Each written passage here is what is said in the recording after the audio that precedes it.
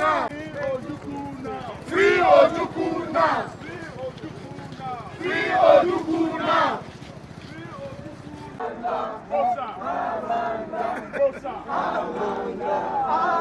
Run away, me and your water, run away, me and your... Consequently, we unequivocally condemn Daniel's abduction and unlawful detention as unconstitutional, illegal, immoral, and unbecoming in a country that claims to practice democracy. We maintain that for Nigeria to claim its status as the continent's largest democracy, its institutions and law enforcement agencies must uphold established standards and procedures consistent with democratic norms.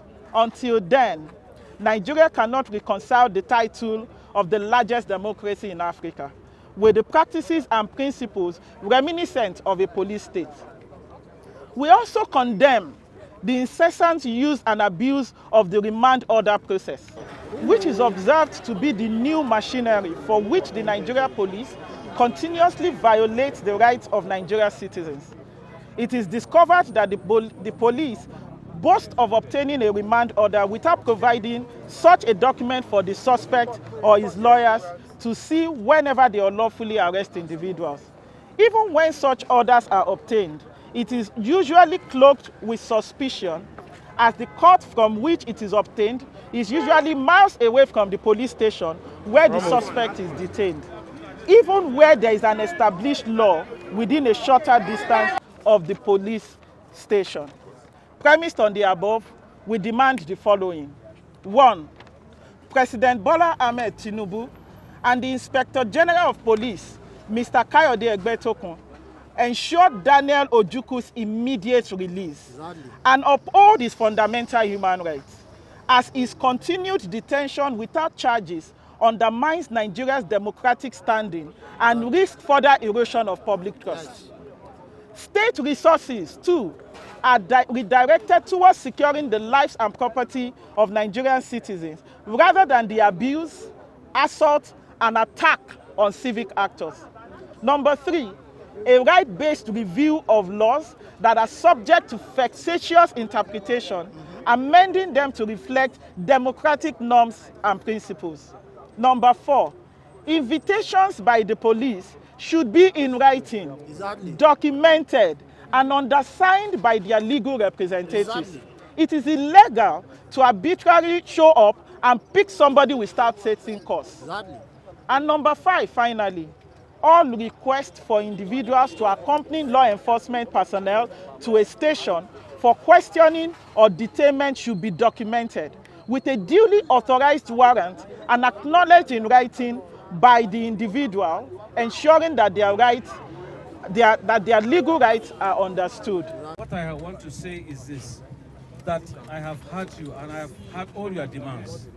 This will be communicated to the appropriate authorities, and I assure you that our Inspector General of Police will definitely take a step towards the liberation of Daniel Ojukwu. Or if it means charging him, it will be done so. I cannot speak for my seniors. I said that I will communicate to them, and I believe that appropriate action will be taken. Please, I really appreciate the way you came in, and I want you to go back in peace and without people hijacking this situation to commit other crimes. Procurement processes, and also the report which is on the Open Gov Transparency website. But now he's been detained he's been detained and handled as a criminal.